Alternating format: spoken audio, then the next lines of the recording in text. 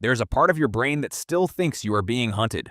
It never got the memo. It doesn't know about locked doors or streetlights or the fact that nothing with claws has stalked your kind in tens of thousands of years. It just keeps scanning the dark, waiting for something to move. And tonight, it is scanning for you. You have felt it. A creak in an empty house. A shape in a dark room that turns out to be a coat.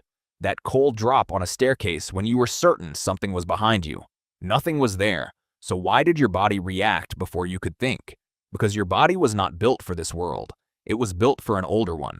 For almost your entire history as a species, fear was the most useful thing you could do. The humans who startled easily lived. The calm ones got eaten. You are the descendant of the nervous ones, and their terrors are still wired into you. So what were they so afraid of? Start with the dark. Your ancestors did not fear it because it was empty. They feared it because it was full. Night was when the big cats moved, and to sit in the open after sunset was to become food. The fear that bloomed then was not a weakness. It was a shield. The anthropologist Lynn Isbell calls one version of that shield the snake detection theory. Snakes were such a constant threat to early primates, she argues, that they reshaped the brain itself. Over millions of years, the ones who spotted a coil of scales a half-second faster survived to breed.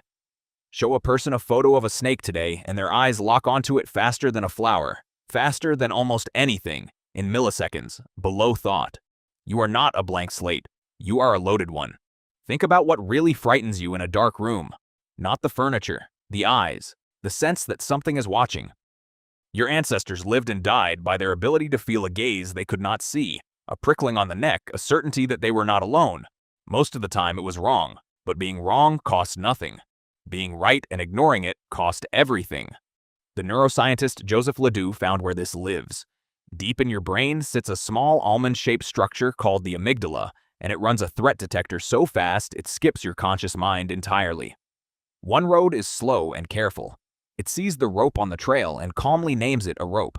The other is fast and crude, and it fires first, freezing your legs and flooding your blood with adrenaline. It would rather flinch at a rope 1,000 times than miss a snake once. Why build a brain to be wrong so often? The evolutionary biologist Randolph Ness called it the smoke detector principle. A detector that shrieks at burnt toast is annoying. One that stays silent in a real fire is deadly. Evolution chose the annoying option every time. Your fear is not broken when it overreacts. Overreacting is the entire point. Now carry that machine into the modern world. The predators are gone, but the alarm still rings. It rings when your phone buzzes and your heart jumps. It rings at 3 in the morning over a thought about tomorrow. It rings in the pause before you speak to a stranger.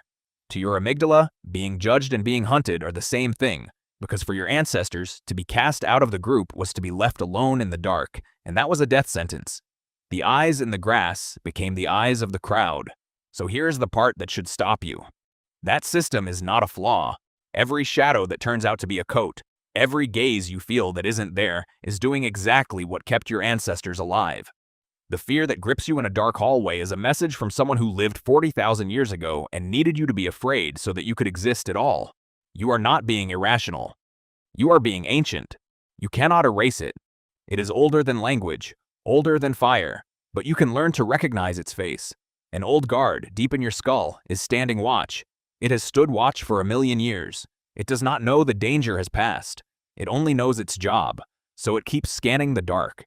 And somewhere in a place far older than you, a part of your brain still thinks you are being hunted. It always will.